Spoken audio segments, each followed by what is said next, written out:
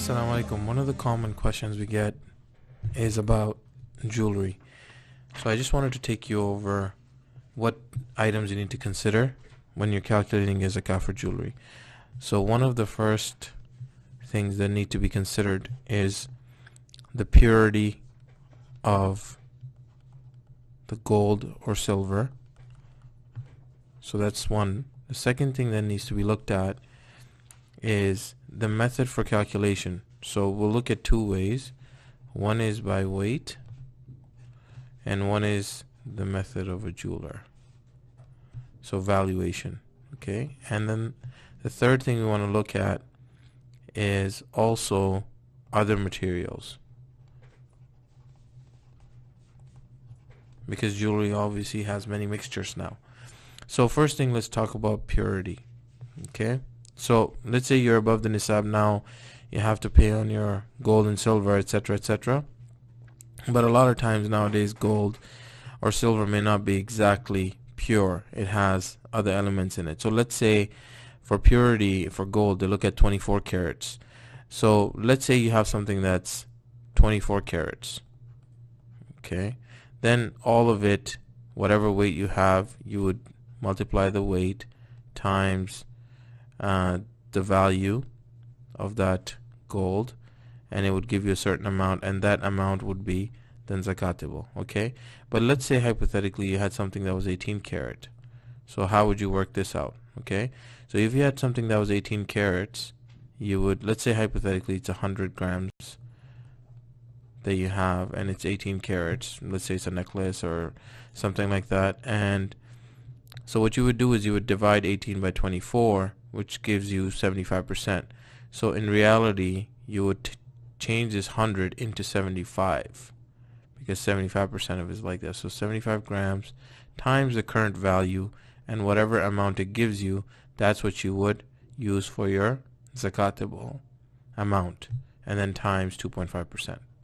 Okay, so this is one factor to consider. Okay, the second thing that I want to talk about, which is actually quite important, is which way to go. So there's actually two ways of figuring out how much something might be worth. One is to go to the jeweler. In both cases you'll have to go to the jeweler at least once, but one is to get the valuation of your item. So you take all your items to the jeweler assesses it, and it gives you a value.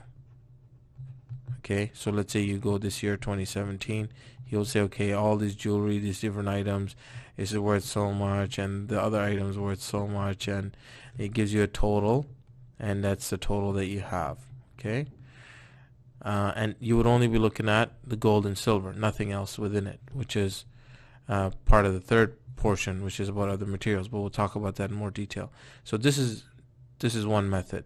Okay, this is the harder method because you have to go back to the jeweler every year. So second year in 2018 you have to go back because the values might have changed. 2019 same thing, or at least you'll be getting in touch with your jeweler and finding out, okay, what is it worth now, and so on and so forth. So this is one method.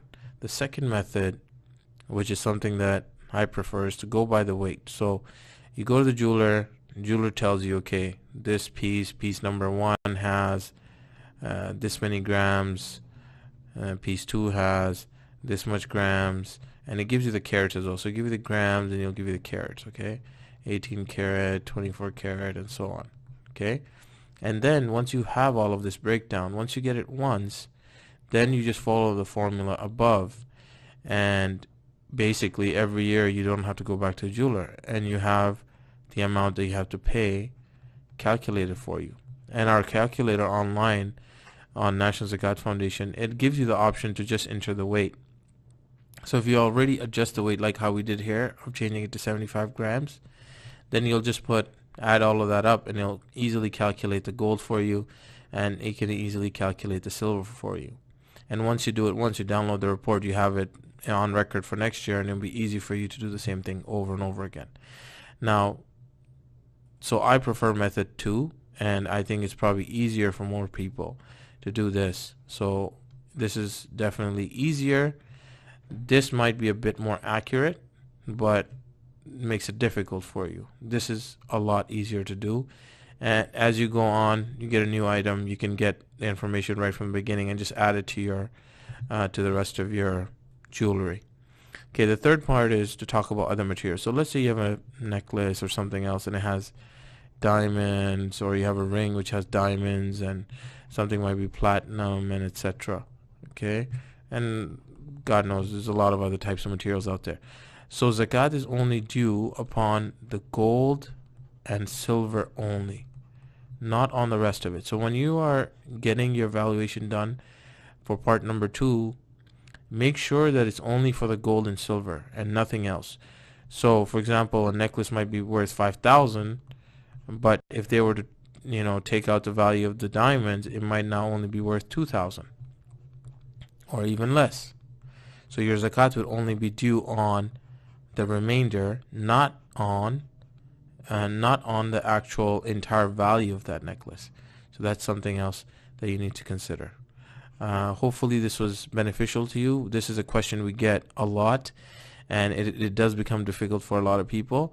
So these 3 things are the main things you need to consider when you're trying to calculate zakat for jewelry. Jazakallah khair.